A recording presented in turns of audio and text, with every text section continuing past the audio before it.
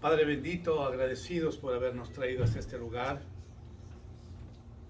Removías nuestros corazones y nuestras mentes en esta mañana para estar aquí presentes, Señor, para recibir tu bendición. Te hemos clamado en esta mañana.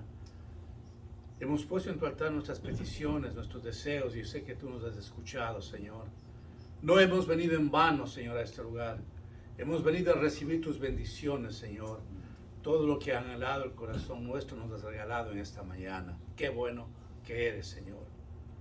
Gracias por cada familia aquí representada, Señor. Gracias por aquellos hijos tuyos que no han podido venir. Y gracias porque tú escuchaste el clamor de esta iglesia, intercediendo por Baby Julia, y lo has sanado, Padre. Te damos gracias, Señor. Ahora, mi Padre amado, te suplico, Dios mío, que tú hables a tu pueblo, Señor. Yo estoy aquí para ser tu instrumento, Señor. Tú tomarás mi voz, tú tomarás mis gestos, Señor. Hablarás a mi corazón, al corazón de los que estamos aquí presentes, para que vayamos, Señor, de regreso a nuestras casas, que hemos sido bendecidos, Padre. En el nombre de Jesús oramos. Amén. En estos días, ustedes y yo hemos escuchado los resultados de aquel huracán devastador, donde en muchas áreas ha dejado palos y agua. Ese ha sido el resultado. Y más de 130 muertos. Una desgracia muy tremenda que ha ocurrido en este estado de Florida, especialmente aquellos lugares que tocó el huracán. Y la pregunta es, hermanos, después del huracán, ¿qué al pueblo de Dios? Notemos una cosa muy importante en esta mañana, hermanos, y recordemos lo que ocurría con el pueblo de Israel. Eran atacados por sus enemigos, eran destruidos, y cuando ya no podía más, levantaban su voz al cielo.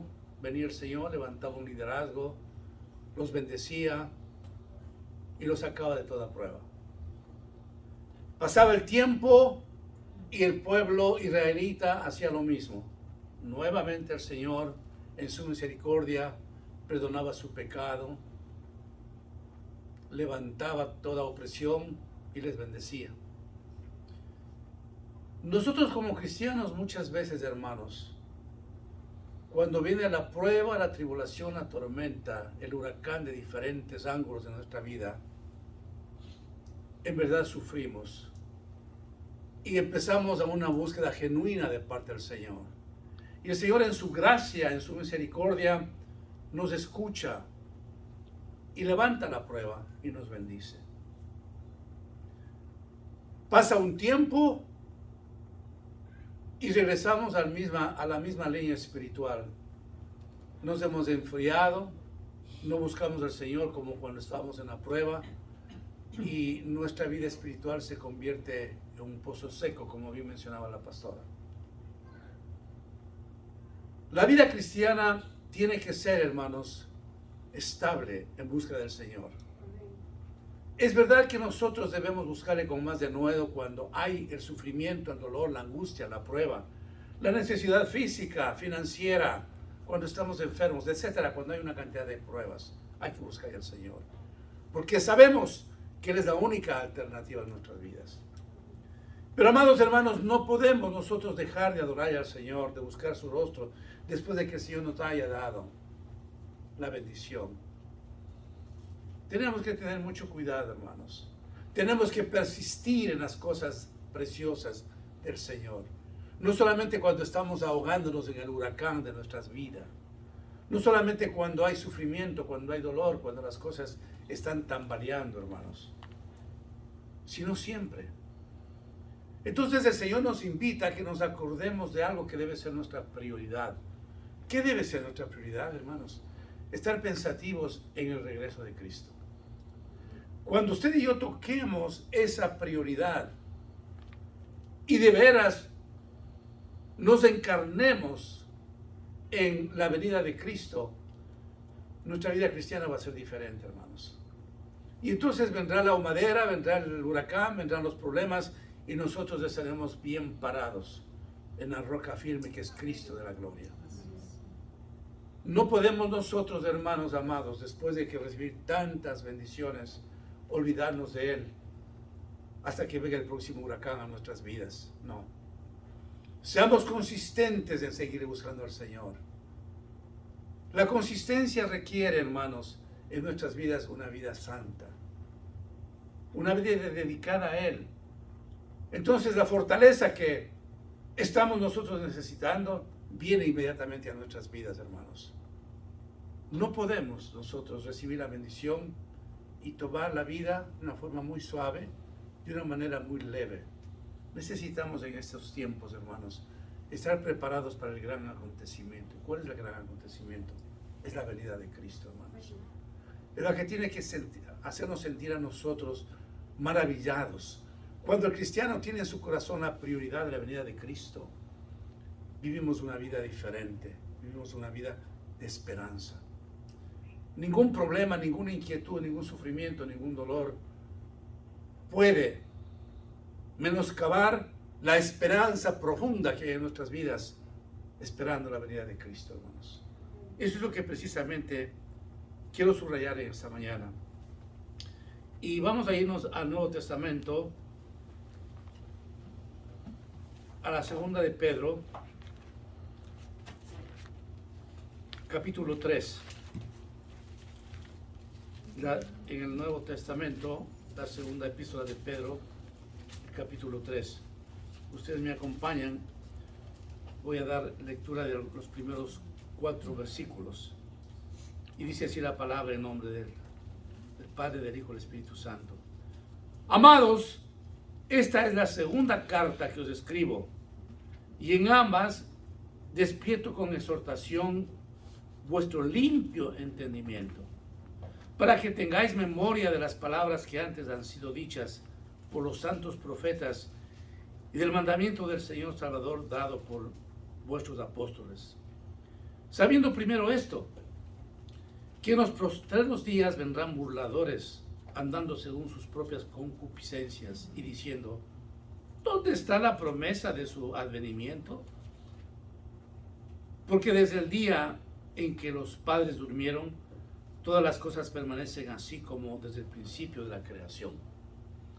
El apóstol San Pedro se está refiriendo a este tipo de burladores, que se mofan, que dicen: ¿y cuándo viene Cristo? Es una fábula. Ha pasado más de 2000 años y no viene Cristo. El apóstol San Pedro está justamente subrayando esta porción para aquellas personas que no creen en la venida del Señor. Nosotros como cristianos tenemos que tener en nuestros corazones un fuego que arde, pensando que el Señor viene, viviendo una vida como que si hoy viniera el Señor y que sería el último día de nuestra existencia. Aquellas personas que no consideran la venida de Cristo viven una vida de pecado, una vida sin temor. No hay en ellos ninguna reconciliación con Dios porque no les importa. Piensa que les va bien en todo. ¿Para qué necesitar de Dios si están prósperos, están con buena salud? Y consideran que la venida de Cristo no será nunca, no pasará nunca. Entonces ellos contagian. ¿Por qué estás pensando que viene en Cristo? No ha venido Cristo. Eso se viene predicando desde cuando escribieron las epístolas el apóstol San Pablo, el apóstol San Pedro, y no se ha dado todavía. Y vamos a ver entonces luego en el sermón, en esta prédica, por qué razón todavía no viene Cristo. Pero sin embargo, hermanos, los cristianos tenemos que cerrar nuestros oídos a aquellas personas que están confundiendo. Diciendo: no, tranquilo, vive la vida. Gózala, disfrútala. Aquí no pasa nada, no te va a pasar nunca nada. Amados hermanos, de la noche a la mañana puede pasarnos tantas cosas. Las familias que han perdido todo, lo cual es una tristeza por este huracán, posiblemente nunca se imaginaron de que sus casitas, sus muebles, quedarían un residuo de palos y de agua. Más de 130 muertos. A las vicisitudes de la vida, hermanos, que nos va a ocurrir, no pensamos. Muchas veces no estamos preparados para recibir la nostalgia, la tristeza, la situación difícil que nos va a pasar. Cuando no estamos reconociendo la vida de Cristo, cuando no estamos reconociendo la venida de Cristo, cuando no estamos reconociendo que Cristo es nuestro Salvador. Entonces vivimos una vida tibia, sin esperanza. Pero cuando nosotros los cristianos llegamos a entender de que lo que está escrito aquí tiene que suceder, entonces nos mantenemos en contacto con el Señor, nos mantenemos comunicados con el Señor. Amados hermanos, ¿por qué están ustedes en esta mañana aquí? Yo estoy seguro, hermanos, no están cumpliendo una rutina porque el domingo me voy a la iglesia y punto. Yo sé que ustedes han venido porque le aman al Señor. Porque quitaron la comodidad de levantarse de sus camitas temprano y dijeron, vamos a la casa de Jehová iremos, dice el salmista. Sienten alegría llegar a la casa, a la casa de Dios, mirar a sus hermanos, cantar al Señor, escuchar la palabra.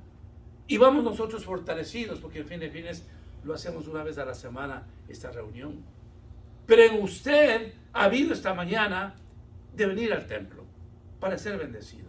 Yo soy un hombre necesitado que necesito venir a la iglesia. Yo soy un hombre necesitado que necesito estar en comunión con el Señor para que me ayude en todo. Así que cuando los hijos de Dios entendemos este principio bíblico, siempre vamos a estar en conexión. ¿Por qué usted los viernes se va a la célula donde ora, donde escucha la palabra? Porque hay necesidad. ¿Por qué no se queda el viernes después de una semana de labores tranquilito en casa descansando? Porque sentimos necesidad, hermanos. La necesidad espiritual es la que a nosotros nos agita más y más, hermanos. Cuando pensamos estar llenos de todo, existe una vagancia espiritual, hermanos.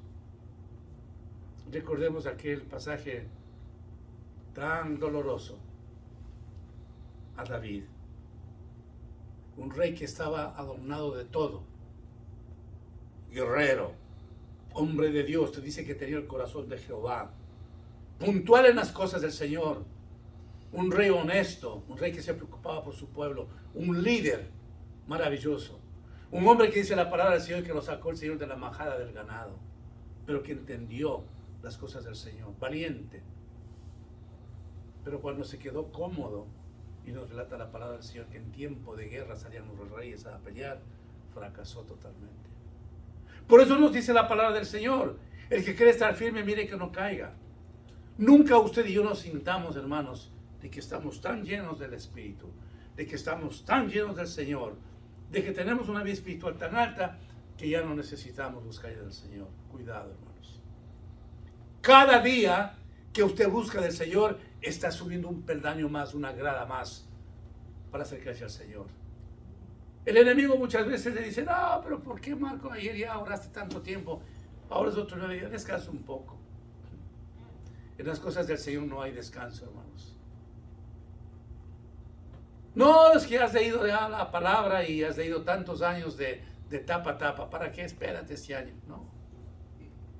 La lectura de la palabra, la oración, la búsqueda en el Señor nos da esa gasolina interna, ese combustible interno que necesitamos todos los días para soportar las vicisitudes de la vida, hermanos. Porque el Señor ya nos anunció, en el mundo tendréis aflicciones, mas confiad en mí, yo he vencido al mundo. El Señor no nos pintó su palabra de que no nos pasaría nada. Hay que pelear la buena batalla, como dice el apóstol San Pablo, hermanos. Los valientes, dice, arrebatarán el reino de los cielos. Los valientes arrebatarán el reino de los cielos. La vida es una lucha. Es un constante sacrificio espiritual, hermanos. Porque el enemigo siempre, como dice su palabra, está rodeando como un león rugiente para atraparnos. Pero dice la palabra del Señor, resistid al diablo y él huirá de vosotros. ¿Y cómo puede huir el enemigo de nosotros? Cuando estamos mantenidos nuestros espíritus, estamos manteniendo nuestros espíritus en oración, en comunión con Cristo.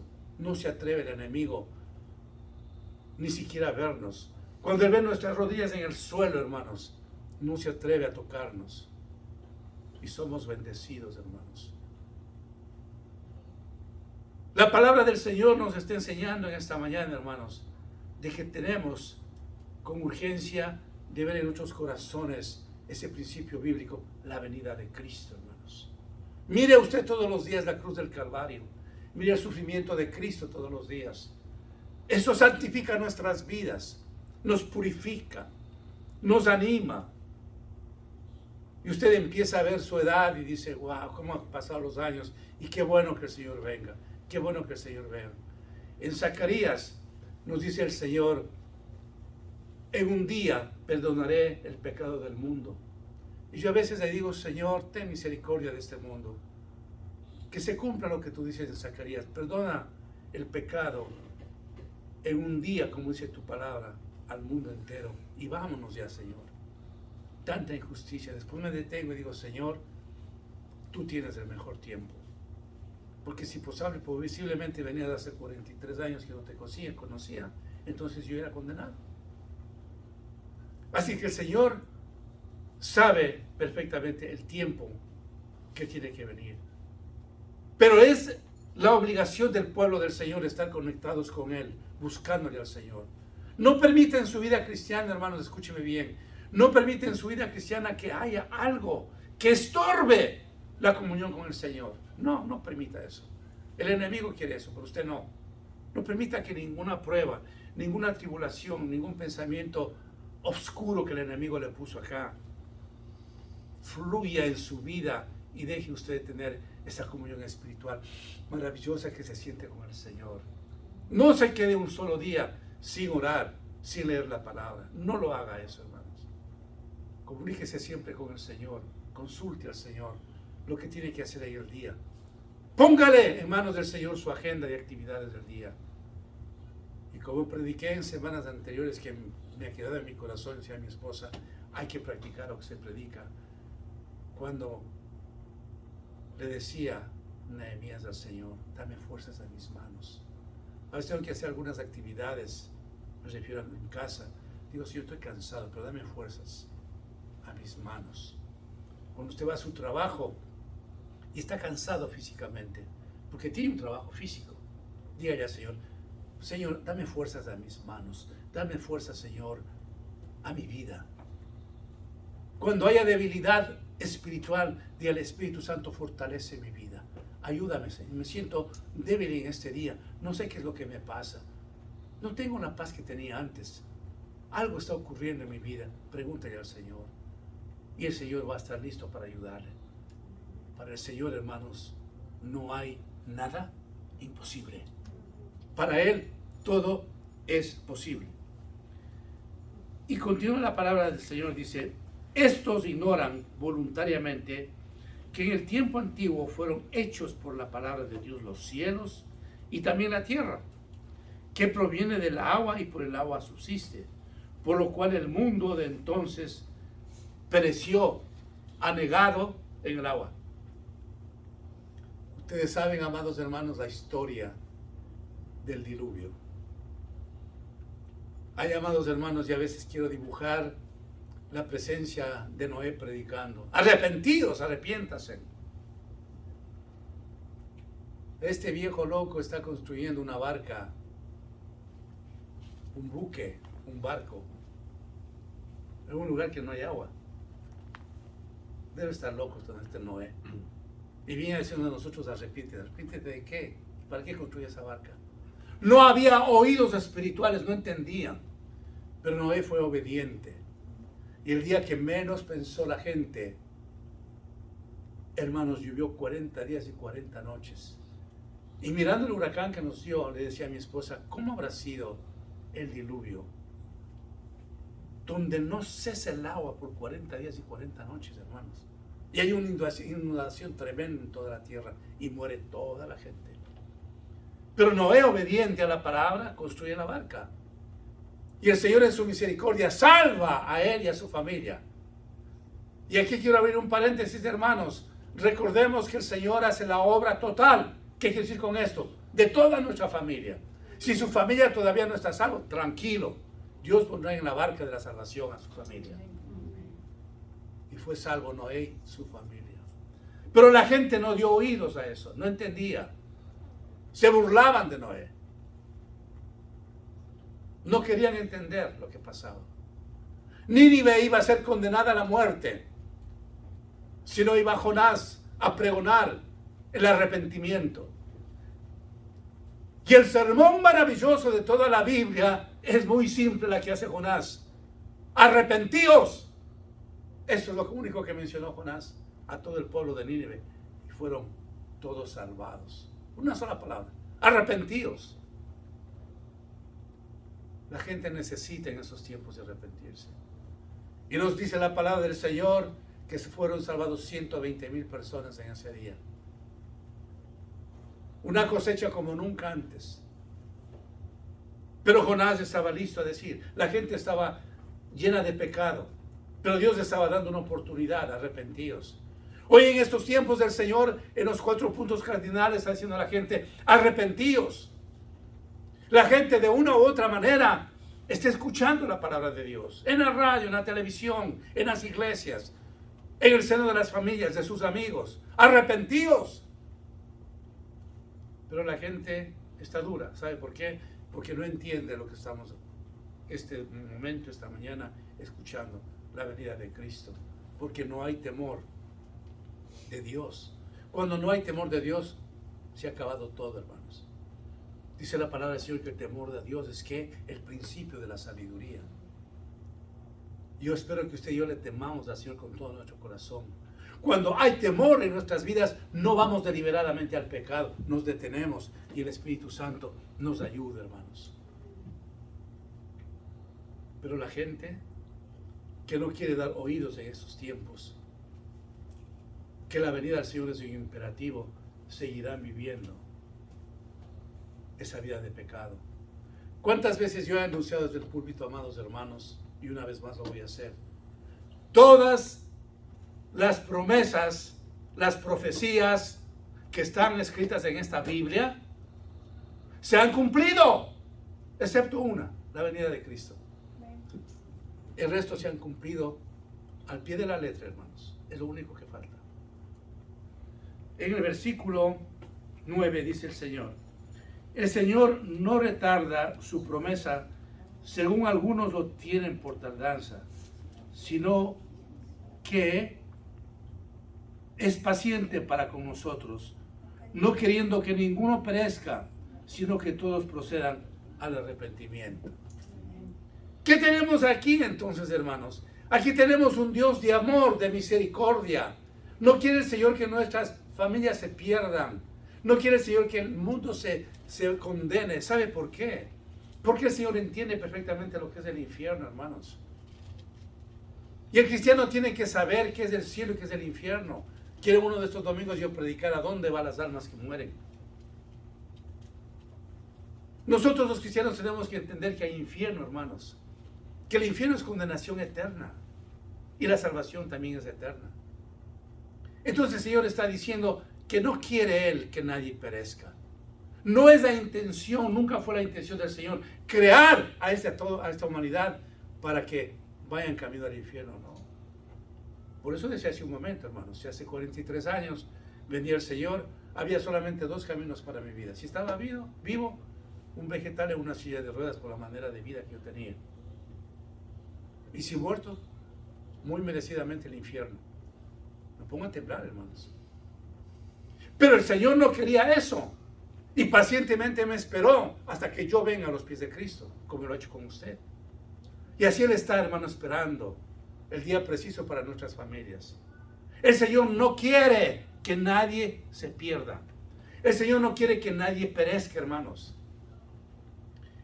El Señor quiere salvarnos a todos, hermanos. Por eso es que Él va haciendo cosas maravillosas en nuestras vidas, hermanos. Y les he mencionado también en muchas ocasiones. Usted no es la misma persona desde el primer día que usted fue convertido o vino a los pies del Señor como ahora, ¿no? Porque dice la palabra del Señor que la obra que Él empieza la perfeccionará. Él nos va perfeccionando, cambiando, haciendo obras diferentes en nuestro carácter, en nuestra manera de pensar, en nuestra manera de hablar, en todo. El Señor viene a transformarnos, a cambiarnos, a hacernos personas diferentes. Eso es lo que es el Evangelio. Eso es Cristo. Y cuando transcurren los tiempos, los años, hermanos, las décadas, y usted hace una pausa y mira su vida, dice, wow, Señor, ¿cómo has cambiado mi vida? Y empieza a recordar, no para sentirse culpable, sino para agradecerle al Señor las cosas que usted hizo anteriormente, llena de pecado. Y dice, Señor, ¿de dónde me sacaste a mí? Como dice el salmista, del lodo, del pozo cenagoso, de desesperación. Usted hace un recuento de su vida y ve años anteriores cómo estuvo su vida y cómo está ahora. Dice, Señor, gracias. Qué bueno que tú has sido. Qué maravilloso, Señor. Qué paciente que fuiste conmigo. ¿Y qué hace usted ahí? Empieza a amarle más al Señor, a buscarle más. Y decir, Señor, yo quiero que cada día tú limpies mi corazón para que esté listo para tu venida. Empieza usted a enamorarse cada día más y más del Señor. Y cuando menos se da cuenta usted, dice, Señor, de veras que estoy bien enamorado de ti, porque para mí no hay nada, nada más precioso, más hermoso en mi vida que no seas tú, Jesús. Empieza usted a amarle con todo su corazón. Y empieza a decir al Señor, Señor, yo quiero amar más que a todo en mi vida, a ti. Quiero amarte por encima de mi familia, de mi esposa, de mi esposo, de mis hijos, de todo lo que me has dado, que es lindo, que es precioso. Y nos escucha el Señor y nos permite tener eso, pero de ninguna manera Él sustrae nuestro cariño para nuestras familias, no, al contrario, aumenta nuestro respeto, nuestro cariño, porque así es el Señor. Pero nos escuchó el Señor, vio nuestro corazón, que le dijimos, Señor, quiero amarte con todo mi corazón, con toda mi mente, con todas mis fuerzas, con toda mi alma. Y el Señor está escuchando esas palabras de una forma sincera. Entonces el Señor alimenta de un cariño tan magistral para nuestras familias que decimos, en verdad, yo ahora soy diferente. Ahora soy muy diferente. Mi función de padre, de abuelo, de pastor es diferente, porque Dios está revolucionando mi vida espiritual. Recordemos entonces siempre, hermanos, no quiere el Señor que nadie se pierda, nadie. No es ese nunca el propósito del Señor. No creó a la humanidad para ver en desgracia, no. Cuando la gente dice, ay, ¿por qué pasa esto? ¿De dónde estuvo Dios? Ay, hermanos, estamos así en el mundo por el pecado de la humanidad. No porque Dios, hermanos, ha planificado todo lo que está viviendo el mundo. Es el pecado, hermanos, de la humanidad. Las guerras donde se matan niños inocentes, se destruyen ciudades y naciones que no han dado ningún motivo. ¿Es lo que quiere el Señor? No. Y yo veo otra cosa en la palabra del Señor. La palabra del Señor me dice a mí que el enemigo ha venido a matar, a robar y a destruir. Mas yo he venido, dice Cristo, a darles vida y vida en abundancia. O sea que la destrucción, la muerte no viene de Dios. Quieren endosar al Señor a aquellas personas para manchar el Evangelio, ¿cierto? Pero usted y yo sabemos que no es así. Es el pecado de la persona. Son los líderes de las naciones corruptas que han degenerado, que han robado la dignidad de las personas, de sus ciudadanos, para hacer de esos países lo que han querido por el pecado. Imagínense ustedes cada presidente de la República, del mundo entero, de todas las naciones, que buscaría de Dios y que tendría un corazón de David para el Señor. ¿No viviríamos acaso un pueblo diferente, un mundo diferente? Claro que sí. Pero habría que preguntar cuántos gobernantes, cuántos presidentes del mundo realmente aman al Señor y le temen al Señor. Y después se quiere culpar la tragedia que vive el mundo a Dios. Claro, la astucia tremenda del enemigo. Resultado del pecado. Pero no fue así. Desde que el Señor creó, quiso darnos algo maravilloso, hermanos. Quiero entender un poquito con usted de que el paraíso fue algo maravilloso, como dice el paraíso que dio a Adán y Eva. Quiero entender las frutas que había ahí para mantención de ellos. Algo espectacular. Pero usted sabía, hermanos, que eso nos va a ocurrir a nosotros cuando el Señor venga. Vamos nosotros a disfrutar de todas esas bendiciones, de todas esas maravillas que ahora vamos a ver aquí. En el versículo 11 dice, puesto que todas estas cosas han de ser deshechas, ¿cómo no debéis vosotros andar en santa y piadosa manera de vivir, esperando y apresurándoos para la venida del día de Dios, en el cual los cielos encendiéndose serán deshechos y los elementos siendo quemados se fundirán? Pero nosotros esperamos, según sus promesas, cielos nuevos y tierra nueva, en los cuales mora la justicia. Leo el versículo 14. Por lo cual, oh amados, estando en espera de estas cosas, procurad con diligencia ser hallados por Él, sin mancha e irreprensibles en paz. Aquí hay esperanza, hermanos. Vamos a tener cielos nuevos, tierras nuevas. El Señor en el Evangelio de San Juan, el capítulo 14, ya nos anunció: voy pues a prepararos una morada para ustedes. Otras versiones dicen una mansión para ustedes. Si así no fuera cierto, si así no fuera, yo no os hubiera dicho. El Señor fue a prepararnos algo especial. Usted tiene una morada maravillosa ya. No tengo la menor idea, hermanos, cómo será físicamente hablando. No tengo idea. Pero es la promesa del Señor. Él está esperándole a usted en una mansión diferente a la que su pensamiento, mi pensamiento, puede imaginarse, hermanos. ¿Cómo será las bodas del Cordero? ¿Cómo será esa mansión que abre el Señor? ¿Cómo será esa paz? ¿Cómo será esa vida cuando dice que el sol no va a brillar ni necesitamos la luz, porque la luz es Dios? Entonces no será, hermanos amados, todas esas misericordias que Dios nos está ofreciendo, ¿no será suficiente para vivir con una vida en la esperanza de Cristo, recordando la venida de Él, animándonos en nuestras vidas, dejando a un lado toda preocupación que nos mantiene marginados de recibir la bendición total, 100% en el Señor? Porque las preocupaciones, los problemas, las necesidades, las enfermedades, cuando nos arraigamos mucho en nuestra mente, en nuestro corazón, nos roba la paz, nos roba la bendición. Vamos, hermanos, en estos tiempos que descargar todo lo que hay en nosotros, toda carga, tenemos que entregarle al Señor, hermanos. Señor, definitivamente esto ya no sale, no puedo más, te lo entrego a ti. Pero muchas veces el problema nuestro es que le decimos eso y al día siguiente nuevamente ponemos la carga en la espalda y seguimos igual. No, hermanos, el día que usted le diga: Señor, esta carga que yo tengo ya no lo puedo más, yo quiero que me ayude, Señor, te lo entrego. Ya no vuelva usted a tomar esa carga. Déjelo en la cruz del Calvario, déjelo a los pies de Cristo. Él lo va a hacer. Usted y yo tenemos en estos tiempos que dedicarnos, hermanos, con todo nuestro corazón a hacer lo que dice la palabra. Buscar primeramente el reino de Dios y el resto vendrá por añadidura. Busquemos primeramente el reino de Dios, hermanos, para que el resto venga por añadidura. Usted sienta diariamente la paz del Señor.